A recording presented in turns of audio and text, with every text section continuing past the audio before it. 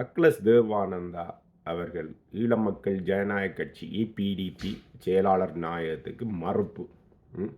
யாழ்ப்பாணத்திலிருந்து வார ஒரு சமூக ஊடகத்துக்கு யூடியூப்புக்கு பேட்டி கொடுத்திருக்கிறார். அதில் பிரபாவும் தேவாவும் தான் அதில் தலைப்பு. அதில் பிரபாவும் தேவாவும் டக்ளஸ் தேவானந்தாவின் அவித்து இறக்கல் அண்டப்புழுகு அல்லது டக்ளஸ் தேவானந்தாவின் அண்டப்புழுகு என்று சொல்லி அதுக்கு ஒரு சப்டைட்டில் தெரிந்தானே. ஒரு டக்ளஸ் தேவானந்தாவை பேட்டி எடுக்கிற தம்பிக்கு அடியும் தெரியல, நுனியும் தெரியல, அவர் அந்த காலத்தில் இருந்திருக்கையில் போல இருக்குது, பிறகுதான் பிறந்த இளைய தம்பி போல இருக்குது. அப்படி இருந்தால் கூட அந்த காலத்தை மற்றாக்கிட்ட கேட்டு தெரிஞ்சிட்டு ஒரு பக்குவத்தோடு போய் கேட்டிருக்கலாம். இது ஒன்றும் தெரியாதவனுக்கு அவிச்சிறக்கிற மாதிரி டக்ளஸ் தேவானந்தா பாருங்க இதில் என்ன செய்கிறார். இந்த தம்பியை போட்டு அவனுக்கு ஒன்றும் தெரியல, தான் பண்டில் விட்டு கொண்டு இருக்கிறார். இதை நீங்கள் சொல்லும் போது ஒன்று ஞாபகம், இந்த சிறை உடைப்புன்னு ஒன்று நடந்தான். நீங்கள் சிங்கள கைதிகள் உங்களை மடக்கி பிடிக்கும் போது நீங்கள் அவங்களோட அடிபட்டு வெளியே வந்த மாதிரி ஒரு கதை. இந்த சிறை உடைப்பு சம்பவம் தான் கேள்விப்படுமோ, அது சரியான விளக்கம் தெரியாது, அவங்கள்ட்ட கேட்டு தெரிஞ்சு விடலாம்னு நினைச்சாங்க. இப்போ எனக்கு சிறை என்றால் தம்பிகிட்ட சொல்லுங்க, எங்களை காட்டி கொடுத்த மாதிரி போராட்டத்தையோ மெட்டாக்களையோ காட்டி கொடுக்க வேண்டாம்னு தாங்கள் சொன்னதாக தம்பிகிட்ட சொல்லி, இது எனக்கு பிறகு குட்டிமலை தங்கத்தில் உள்ளுக்கு எனக்கு சொன்னாங்க. உள்ளுக்கு நீங்களும் உள்ள இருந்து அந்த நேரத்து அங்கே டக்ளஸ் தேவானந்தா அவர்கள் ஈழமக்கள் ஜனநாயக கட்சி EPDP செயலாளர் நாயகத்துக்கு மறுப்பு.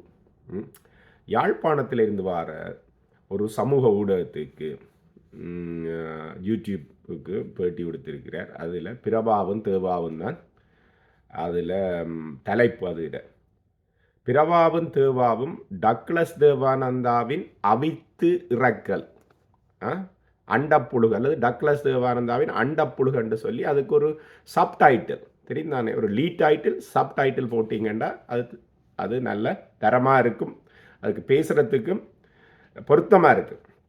அப்படி டக்ளஸ் தேவானந்தா தலைவர் பிரபாகரனை வச்சு பயங்கர அண்டப்புழுகு ஆசைப்புழுகளை இதுன்றார். சில பேர் கீழே வர்றவர் you are real leader அதுண்டு.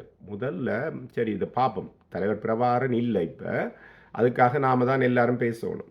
Douglas Devananda இருக்கிறார் சரியோ, அதனால் அவர் சில விஷயத்தை பற்றி பேசுகிறார். அது என்ன விஷயம் என்று சொல்லி பார்த்தால், அண்மையில் ஒருவர் தேசம் நெட் என்று சொல்லி பிளாட்டுன்ற ஒரு ஊடகம், அதுவும் சும்மா அந்த புனை கதைகள் பொய்யெல்லாம் போடுறது தான், அதுக்கு ஊடகம் என்றே சொல்லக்கூடாது. ஊடகம் என்று சொன்னால் அதுக்கு ஒரு அறம் இருக்கணும், சில செய்திகளை வெரிஃபை பண்ணி போடணும். சும்மா காதால கேட்கறதுக்கு வெடி அதுகளை போடுறது. அங்கே புதவுளி இருக்குது, இங்கே சிறைச்சாலை இருந்தது அங்கே போயிட்டு அங்கே அந்த மக்கள் எல்லாம் துரத்த ஓடி வாரது, துணுக்காய் கதையெல்லாம் அதில் தான் சொல்கிறேன். அவர் பேட்டி எடுத்தவராம் முன்னாள் சட்டத்தரணி கரிகாலன். ஐயா கரிகாலன் அவர் தமிழர் விடுதலை கூட்டணியினுடைய முக்கிய உறுப்பினர். அவர் ஒரு பெரிய சட்டத்தரணி அந்த நேரம். அவர் குட்டிமணி தங்கத்துறைக்காக வழக்கு பேசினவர். அப்போ முதல் குட்டிமணி பிடிபட்டு இருக்கும்போது இவர் குட்டிமணியை பனாகுட முகாமில் வச்சுருந்தவையாம். அப்போ அவர் பார்க்க போனவராம். அவருடைய ஜூனியர் லோயர் ஒரு ஆள் கனடாவில் இருக்கிறாராம் என்று சொல்லி இவர் பேட்டி சொல்கிறார். அந்த பேட்டியில் துணை வக்கீலாக இருந்த ஒரு ஆள் கரிகாலனுக்கு 80 வயசு. அவர் இங்கே எல்லாம் உணர்ச்சி வசப்பட்டு ஈழ விடுதலை போராட்டம் இப்படியா போச்சு என்று சொல்லி அழுத வஞ்சிவெடித்துறையில எல்லாம் அழுதுட்டு போனவர் என்று சொல்லி இவர் இதில் சொல்கிறார். அப்போ சொல்லும்போது இப்போ பிரச்சனை என்னன்னு சொல்லி சொன்னால், கரிகாலனோட துணைக்கு போன ஒரு வழக்கறிஞர் கனடாவில் இருக்கிறார். அவர் குட்டிமணியாக்களை அந்த சந்தித்த போது பனாகுட முகாமில் சந்தித்த போது சொன்னவராம் குட்டிமணி, தம்பிகிட்ட சொல்லுங்கோ, எங்களை காட்டி கொடுத்த மாதிரி ஈழ விடுதலை போராட்டத்தையும் காட்டி கொடுக்க வேணாம், வேறு ஆக்களையும் காட்டி கொடுக்க வேணாம் சொன்னாண்டு. குட்டிமணி தன்னோட வெளியிட ஜெயிலில் இருக்கைக்கு தனக்கு இந்த செய்தியை சொன்னதாம் டக்ளஸ் தேவானந்தா சொல்கிறார். யார்?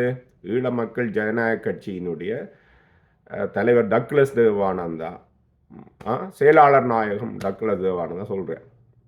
அப்போ குட்டிமணியும் இல்லை குட்டிமணிகிட்ட போய் கேட்குறதுக்கு. ஆனால் கரிகாலன் இருக்கிறார். கரிகாலன் பொய் சொல்லாத ஒரு ஆள். கரிகாலனை பற்றி ஐயா கரிகாலனை பற்றி நான் பேட்டி எடுத்தினாங்க. அவரோட தெரிஞ்ச ஆட்கள் பற்றி தெரியும். அவர் வந்து அந்த நேரம் துரையப்பா பற்றி எல்லாம் வந்து தமிழின துரோகிகள் பற்றியும் ஈழ விடுதலை போராட்டத்தை பற்றியும் வந்து உணர்ச்சி பொங்க பேசுவார். அதை இவர் சொல்கிறார், தன்னை மாதிரி ஆக்களுக்கெல்லாம் சும்மா கொதிச்சு எழும்பக்கூடிய மாதிரி பேசுவார்ன்றெல்லாம் சொல்கிறார். அந்த விஷயம் நான் அதில் வந்து அவர் ஒன்றை சொல்லி இருக்கணும், கரிகாலன் வந்து மறந்தும் போய் சொல்லக்கூடாத ஒரு ஆளுண்டு. நான் கரிகாலன் ஐயா பேட்டி எடுத்து சில பேட்டியில் கீழே இருக்கும் 83 கலவரத்தை பற்றி கடைசி நேரம் குட்டிமணிக்கு நடந்த விஷயங்களை பற்றி எல்லாம் சொல்லியிருந்தவர். அப்போ கனகமனோகரன் என்ற அவர் இன்னொரு வெள்ளுட்டுத்துறையை சேர்ந்த ஒரு வழக்கறிஞர். அவர் சில விஷயங்களை சொல்லும்போது கனகமனோகரன் வந்து உணர்ச்சி வசப்பட்டு சில விஷயங்களை சொல்லுவார். நான் அப்படியெல்லாம் சொல்ல இல்லாத, நான் உண்மையைத்தான் சொல்லணும், அண்டையிலேருந்து சொல்லி வாரணான்னு சொல்லி போட்டு சில விஷயங்களை கனகமனோகரனை பக்கத்தில் வச்சுக்கொண்டு கனகமனோகரன் பொய் சொல்கிறாருன்னு சொல்லாமல் சூக்குமமாக அது வடிவாக கொண்டு போகக்கூடிய ஒரு நல்ல பக்குவமான ஒருவர் தான் இந்த ஐயா கரிகாலன் உண்டு.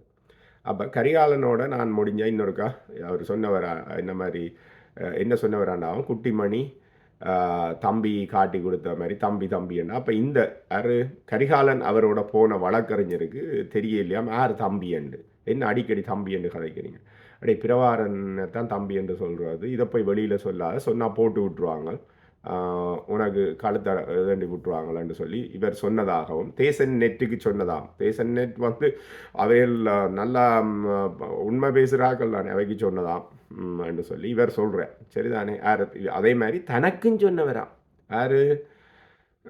குட்டிமணி தனக்குன்னு சொன்னவராம். இந்த விஷயத்தில் நீங்கள் பார்த்தீங்கன்னு சொன்னால் நான் வந்து அதாவது குட்டிமணி தங்கத்துறையாக்களோட வெளிகட ஜெயிலில், அதாவது வெளியடி சிறையில் இருந்து தப்பி வந்த 2 பேரை நான் பேட்டி எடுத்திருந்தேன். அப்போ இதுக்கு பின்னால் சொல்லப்படுற இந்த கதைகள் இருக்குது. அதாவது குட்டிமணி கூடி சில நேரம் ஆரம்பத்தில் சொல்லியிருக்கலாம், ஒரு ஆள் பிடிபட்டா பிறகு எல்லாரையும் சந்தேகப்படுறதானே, அவன் செய்திருக்கலாம் அப்படி ஒரு கதை அப்போவே இருந்தது. உண்மைதான். ஆனால் தலைவர் செய்திருப்பாரா? அது எங்களுக்கு தெரியும் எல்லாருக்கும். அவர் ஒரு தன்னை வந்து ஒரு முன்னிறுத்தாத ஒரு ஆள் முதலே கூடி அந்த தமிழீழ விடுதலை புலிகளுக்கோ அல்லது முந்தி இந்த இயக்க இதுகளில் வந்து தான் தலைமைத்துவத்தை எடுக்கையில் உமாமேஸ்வரன்ட்டே அதை கொடுத்ததா பல பேட்டியில் சொல்லியிருக்கிறார். அதே மாதிரி இதில் இன்னொரு விஷயத்தை நாங்கள் பார்த்தோம்னு சொல்லி சொன்னால் அவர் ஒரு உண்மையான ஒரு வீரர். அவர் போய் லெபனானில் பயிற்சி பெற இல்லை. அவர் போய் ஜெர்மானிய தாடிக்கார கிழவன் கால் மார்க்ஸின் தத்துவம் தான் தமிழீழ விடுதலைக்கு சரி என்று சொல்லி கடன் வாங்கி கொண்டு வர இல்லை. அவர் தானே வந்து ஒரு பயிற்சி தானாகவே, அதாவது சொந்தமாகவே பயிற்சி பெற்று தான் இவ்வளவு உலகமே விஞ்சி நிற்கக்கூடிய ஒரு மிகப்பெரிய ஒரு இராணுவ படையை வச்சிருந்த ஒரு இயக்கத்தை நடத்தின, ஒரு சின்னஞ்சிறிய இயக்கத்தை நடத்தின ஒரு ஆள். டக்ளஸ் தேவானந்தா யாருன்னு பார்த்தீங்கன்னா இவர் லெபனானில் பயிற்சி பெற்றவர். அப்போ மற்றது இந்த கால்மார்க்ஸ் இந்த இடதுசாரி தத்துவம்னு இந்த பேட்டியிலேயே சொல்கிறேன். அதுகளை தான் தாங்கள்ன்றது நாபா தோழர் அதுன்னு சொல்கிறார். தங்களுக்குள்ள ஒத்து வராத கதைகள் எல்லாத்தையும் சொல்லலை. நாபாக்கும் வெறுக்கும் என்ன அடிபாடுன்ற விஷயங்களை எல்லாம் இதில் சொல்லலை. ஆனால் வேறு இடங்களில் சொல்லும்போது சகோதர படுகொலை அப்படின்னு சொல்லுவார். டக்ளஸ் தேவானந்தாவை பேட்டி எடுக்கிற தம்பிக்கு வந்து அடியும் தெரியல, நுனியும் தெரியல. அவர் அந்த காலத்தில் இருந்திருக்கையில் போல இருக்குது, பிறகுதான் பிறந்த இளைய தம்பி போல இருக்குது. அப்படி இருந்தால் கூட அந்த காலத்தை வந்து மற்றாக்கிட்ட கேட்டு தெரிஞ்சிட்டு ஒரு பக்குவத்தோடு போய் கேட்டிருக்கலாம். இது ஒன்றும் தெரியாதவனுக்கு அவிச்சிறக்கிற மாதிரி டக்ளஸ் தேவானந்தா பாருங்க இதில் என்ன செய்கிறார். இந்த தம்பியை போட்டு அவனுக்கு ஒன்றும் தெரியல, தான் பண்டில் விட்டு கொண்டிருக்கிறார். இதுதானா செவ்வி? இதுதானா திறமை? இது கேட்குறவன் ஏதோ ஒன்று சொல்லி சொன்னால் ஏதோ ஏரோப்ளைன் ஓடுமோ அப்படின்லாம் சொல்லுவாங்க. அப்போ இதில் 3 விஷயம் இதில் நாங்கள் முக்கியமாக பார்க்க வேண்டியிருக்கு. என்னென்னு சொன்னால், நான் வந்து வெளியிட சிறையில் இந்த படுகொலையின் போது இருந்த 2 முக்கியமான நபர்களை பேட்டி எடுத்துருந்தேன், செவி கண்டிருந்தேன். நான் 90களின் இறுதியில் அது தமிழ்நாட்டு பத்திரிகையில், ஈழத்தில், பிரான்ஸில், ஐரோப்பாவில் எல்லாம் கனதடவை பிரசுரிச்சிருந்தது. அதில் வந்து பரந்தன் சிறியனுடைய பேட்டி வந்து முக்கியமானவர். ஃப்ளட்டில் இருந்தவர். அவரும் விடுதலை புலிகளுக்கு எதிரான நிலைப்பாட்டில் இருந்தவர். அப்போ அவரும் அந்த பேட்டியில் சொல்ல, அதாவது தலைவர் பிரபாகரன் தன்னை காட்டி கொடுத்ததாக குட்டிமணி சொன்னதாக. அதே மாதிரி அந்த சிறைப்படுகொலையில் இருந்த ஃபாதர் அண்டன் சின்னராசாவையும் வந்து நான் பேட்டி எடுத்திருந்தேன். நான் மணியரசன் ஐயாவுக்கு கனடாவுக்கு வந்திருந்த போது அவரை பேட்டி எடுக்கிறது மணியரசன் ஐயா விரும்பினவர். அப்போ ஃபாதர் அண்டன் சின்னராசா வந்து சொல்லியிருந்தவர், திரு என்ன நல்ல வடிவாக பேட்டி எடுத்திருந்தவர், முழக்கத்தில் போட்டிருந்தது. அதில் வந்து ஒவ்வொரு சின்ன சின்ன டீட்டெயிலும் வந்து கவர் பண்ணியிருந்தவர். அதை நீங்கள் மறுபிரசுரம் செய்யலாம். எனக்கு அதை திருப்பி கேட்க எனக்கு அடுத்த நாள் கொஞ்சம் கஷ்டமாக இருக்கும். அந்த நினைவுகளை வந்து மீட்கும்போது ஒரு தெரிந்தானே, அது ஒரு கொலைக்களத்தில் இருந்து மீண்டு வந்த மாதிரி அது கொஞ்சம் கஷ்டமாக இருக்கும். அப்போ திருட்டுக்கு சொன்ன அதே விஷயத்தை தான் நான் திரும்பி சொல்ல போகிறேன். அதில் ஒரு முக்கியமான விஷயத்த 2 பேரும் சொல்லியிருந்தவை இல்லை. அதாவது பரந்தன் சிறியன் அவர் பிளாட்டில் இருந்தவர், இவர் ஃபாதர் அண்டன் சின்னராசா அவர் வந்து விடுதலை புலிகளுக்கு உதவினா அந்த மாதிரியான ஒரு குற்றச்சாட்டில், விடுதலை போராளிகளுக்கு உதவினா அந்த குற்றச்சாட்டில் கைது செய்யப்பட்டு அந்த வெளியிட சிறைச்சாலையில் இருந்தவர். அவர் சொல்லியிருந்தவர் சொல்லி சொன்னால், இவர் சொல்கிறாரல்லோ டக்ளஸ் தேவானந்தா நம்முடைய தூளரா, அதாவது தோழர் என்று சொல்லி சொன்னால் அதுக்கு ஒரு வேறு வியாக்கியானம் இருக்குது. இப்போ இவருக்கு மேலே பல கொலை குற்றச்சாட்டுகள் அப்படியான விஷயங்கள் எல்லாம் இருக்கிறதால இவரை தூளர் ரெண்டே பாவிப்பண்ணாம என்ன. அப்போ தூளர் டக்ளஸ் தேவானந்தா என்ன சொல்கிறான்னு சொல்லி சொன்னால், தனக்கு குட்டிமணி சொன்னதாகவும் தன்னை தம்பி பிரபாகரன் தான் காட்டி கொடுத்தான்னு சொல்லி. அப்போ அந்த காலத்தில் இப்படி ஒரு 3 கதை போய்கொண்டிருந்தது உண்டு இந்த கதையும். அப்போது சில நேரங்களில் குட்டிமணி அதாவது ஒரு பிடிபட்ட சூழலில் வந்து எல்லாத்தையும் நினைச்சிருக்கலாம், ஆனால் உண்மையாக இருக்கணுமெண்டு இல்லை. இன்னொரு கதை ஒன்று போய்கொண்டிருந்தது. டெலோ வந்து விடுதலை புலிகளுக்கு சொல்லி இருந்தாலும் பெரிய தாக்குதல் ஒன்றையும் செய்ய வேண்டாம், தாங்கள் சிறையை உடைக்க போகிறோம், உடைச்சு குட்டிமணி தங்கத்துறையாகலை வெளியில் எடுக்க போகிறோம்ண்டு. ஆனால் இதுக்கு எல்லாம் வந்து ஒரு அதாவது அடிப்படை உண்மை உண்டு இதில் இல்லை என்று இந்த 2 விஷயத்திலையும், அதாவது தலைவர் காட்டி கொடுத்தது என்று சொல்கிற விஷயத்திலையும், மற்றது தாங்கள் சிறை உடைக்க போகிறோம் என்று சொல்கிறதுலேயும் வந்து அடிப்படை உண்மை இருக்குதா தெரியலை. எனக்கு இதில் பார்க்க தெரியலை. ஏனென்றால் பின்வரும் கருத்துக்களை வச்சு என்ன மாதிரி என்று சொல்லி சொன்னால், அதாவது 1983ஆம் ஆண்டு ஜூலை 23ஆம் தேதி விடுதலை புலிகள் திருநெல்வேலியில் வந்து 13 இராணுவத்தினரை கொல்லினம், கண்ணிவெடி வச்சு பிறகு துப்பாக்கி சூட்டில் கொல்லினம். அந்த நேரத்தில் வந்து அன்றைக்கு காலையில் தான் குட்டிமணியை சந்தித்ததாகவும் அண்டன் சின்னராசா சொல்கிறார். குட்டிமணியை சந்தித்ததாகவும் குட்டிமணி அங்கால இருந்ததாகவும் தனக்கு தம்ஸ்அப் காட்டினாராம். பொடியில் அந்த மாதிரி அடிச்சிருக்கிறாங்களான்னு சொல்லி தம்ஸ்அப் காட்டி பெருவிரலை உயர்த்தி காட்டி பெரிய மகிழ்ச்சியாக இருந்ததுன்னு சொல்லி ஃபாதர் அண்டன் சின்னராசா சொல்லியிருந்தவர். அப்போ இப்படி ஒரு சம்பவம் ஒன்று நடக்கும் அல்லது இது கூடாதது, அது நடந்தது கூடாது, அல்லது தன்னை காட்டி கொடுத்தவர்கள் இப்படி செய்துட்டினம்னு சொல்லி குட்டிமணி கவலைப்பட்டெல்லாம் இருக்கணும். ஏனப்போ அவர் தம்ஸ்அப் எல்லாம் காட்டி நல்லா இருந்தது, அதாவது பொடியல் அந்த மாதிரி அடிச்சிருக்கிறாங்களான்னு சொல்லியிருந்தவர். அப்போ இதுக்கு பின்னாலே இந்த விஷயங்களை வந்து நிறைய ஆராய்ஞ்சு பார்க்க வேண்டியிருக்கு. அப்போ டக்ளஸ் தேவானந்தா சொல்கிறது வந்து நான் சொன்ன மாதிரி ஒரு அவிச்சிறக்கல், அதாவது ஒரு தரம் இல்லைன்னு சொல்லி போட்டு அண்டப்புழுகு ஆசப்புழுகு என்று சொல்லி நம்ம எல்லாம் அப்படி விடுறது தான் டக்ளஸ் தேவானந்தா சொல்லி கொண்டிருக்கிறார். அந்த பேட்டியை வந்து நான் இதிலிருந்து மறுக்கிறேன்.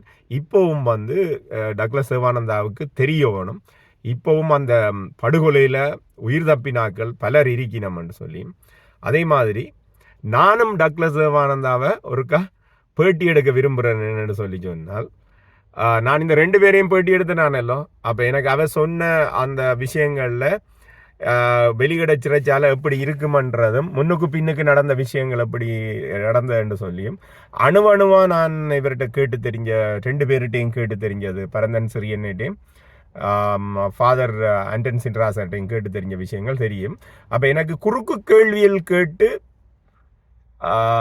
டக்ளஸ் தேவானந்தா அந்த வாயாலேயே வந்து நான் உண்மையை கொண்டு வருவதற்கும் முயற்சிக்கலாம். ஆகையால் அன்பு தமிழ் உறவுகளை வந்து டக்ளஸ் தேவானந்தாவும் ஒரு முக்கியமான நாள். நாங்கள் ஒரு நாளைக்கு அவரையோடையும் பேட்டி எடுத்துக்கிறதுக்கு முயற்சி